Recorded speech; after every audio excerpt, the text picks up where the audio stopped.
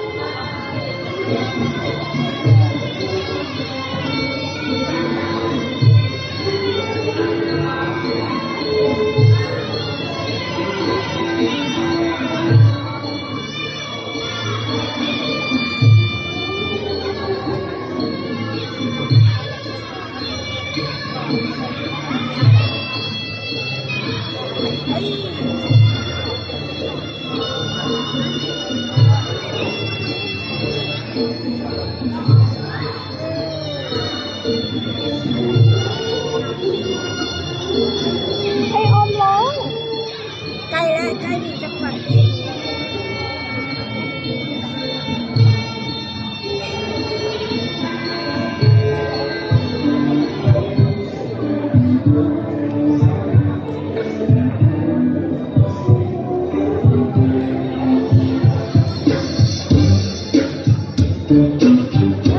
หน้าโคตรเกลือน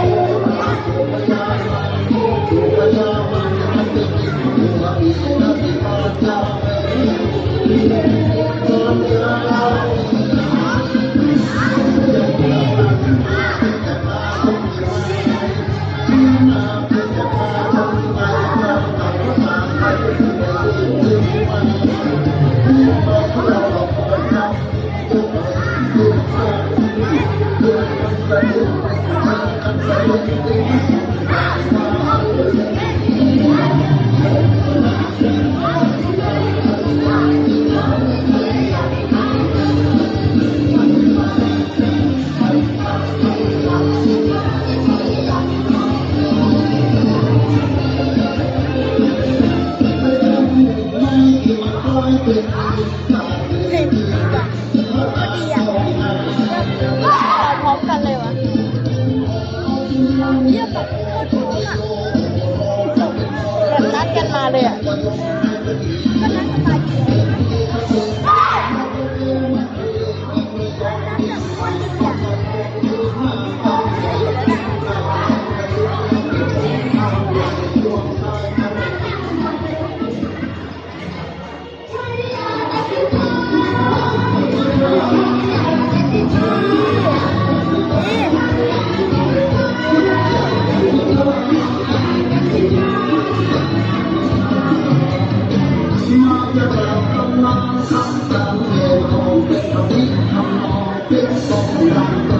ประวัติศาสตร์เมืองโบราณอย่างนั้นสมัยโบราณตั้งสมเด็จพระนารายณ์เคยคุ้นควรที่เราเป็นเห็นมาอยู่กันมาลักเรื่องที่มันเป็นห่วงเหตุมีคำเล่นขององค์ชายประตูรบในกองทัพอันตรายที่ถูกโผล่ไทยของสมัยนั้นพยาญาติเมืองที่มาและได้มาสร้างเมืองมันที่ราหิมาเจ้าพระยาลงมาราชลงรับกันรักจะคงพระนารายณ์มีคุมมาล้อมมีกองประกาศเก่งเราชาวบ้านจากเมืองเก่าเมืองรังถ้าประตูสีพิษเปิดเป็นสีทางที่จริงกว้างประมาณ1,000 ไร่นั่นคือประวัติเมืองโบราณเพียงไรลูกหลานยังหวังเอียไกล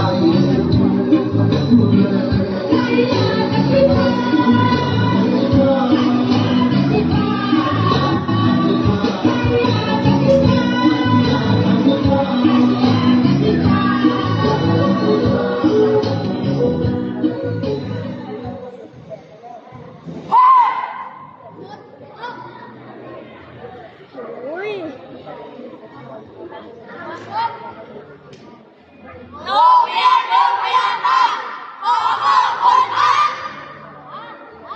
ครับขอเสียงปรบมือให้กับโรงเรียนบึงพัทยาป่าครับ